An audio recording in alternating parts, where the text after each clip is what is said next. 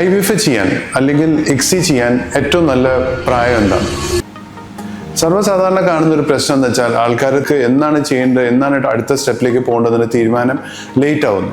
അവർ വിചാരിക്കുന്നത് നമുക്ക് ഈ ബീജങ്ങളൊന്ന് ശരിയാക്കി എടുക്കാം, ഇനിയും സമയമുണ്ട്, നമുക്ക് ഇനിയും കുറേ കാലം കൂടി ഉണ്ട്, ഒരു മാസം കൂടി നോക്കാം, ഇന്നൊരു മാസം കൂടി, ഇന്നൊരു 5-6 മാസം കൂടി. ഈ സമയം ഒരിക്കലും അവസാനിക്കുന്നില്ല.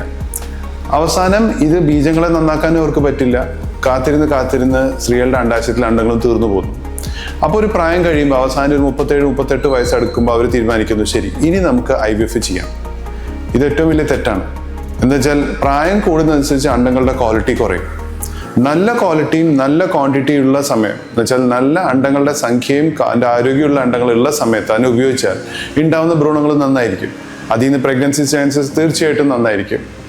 ഇപ്പം ഒരു 30-35 വയസ്സിനുള്ളിൽ ചെയ്യുന്ന സ്ത്രീക്ക് ചിലപ്പോൾ നമുക്കൊരു 15 കുട്ടികളെ ഉണ്ടാക്കാൻ പറ്റുന്നുണ്ടാവും. IVF വഴി ഒരു 15 ഭ്രൂണങ്ങളെ ഉണ്ടാക്കാൻ പറ്റും. പക്ഷെ അത് 40 കഴിയുമ്പോൾ ചിലപ്പോൾ 15-ന് പകരം ഒരു 5-6 ഉണ്ടാവുള്ളൂ. അതിൻ്റെ ഗ്രേഡ് അല്ലെങ്കിൽ അതിൻ്റെ ക്വാളിറ്റി കുറഞ്ഞിട്ടുണ്ടാവാം. അപ്പോൾ ഏറ്റവും ലാസ്റ്റ് ട്രീറ്റ്മെൻറ്റ് എന്നല്ല വെക്കേണ്ടത്. നമുക്ക് വേറെ കാരണങ്ങളൊന്നും കണ്ടുപിടിക്കാതെ നമ്മളെ കാര്യം നടക്കുന്നില്ല എന്നുണ്ടെങ്കിൽ നമ്മൾ IVF ട്രീറ്റ്മെൻറ്റിലേക്ക് ആലോചിക്കുന്നത് നേരത്തെ ആണെങ്കിൽ നല്ലത്. പ്രായം വളരെ ഇമ്പോർട്ടൻ്റ് ആണ്. ആണുങ്ങളുടെ പ്രായം അത്രയും പ്രശ്നമല്ല. അത് ചിലപ്പോൾ 30-50 വയസ്സ് വരെയൊക്കെ നല്ല ബീജങ്ങൾ കിട്ടാം.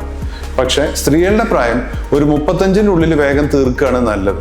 ആ സമയത്തിനുള്ളിൽ അത്യാവശ്യം നല്ല അണ്ടങ്ങൾ ഉണ്ടാവും, നല്ല കുട്ടികൾ ഉണ്ടാവാൻ സാധ്യത. എത്ര ലേറ്റ് ആവുന്നോ പ്രഗ്നൻസി ചാൻസ് കുറയുന്നു മാത്രമല്ല, ഉണ്ടാവുന്ന ഭ്രൂണങ്ങളുടെ ക്വാളിറ്റി കുറഞ്ഞുകൊണ്ട് അബോർഷൻ റിസ്ക്കും പ്രഗ്നൻസി ഫെയിലിയർ ചാൻസസ് വളരെ കൂടുതലാണ്. Thank U.